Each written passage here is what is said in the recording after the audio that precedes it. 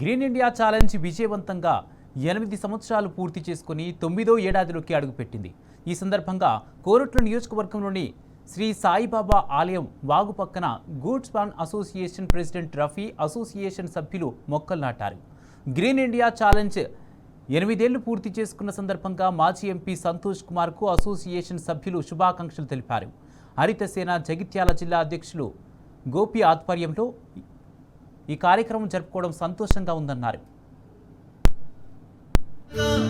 తల్లి ఎదలో కదలిక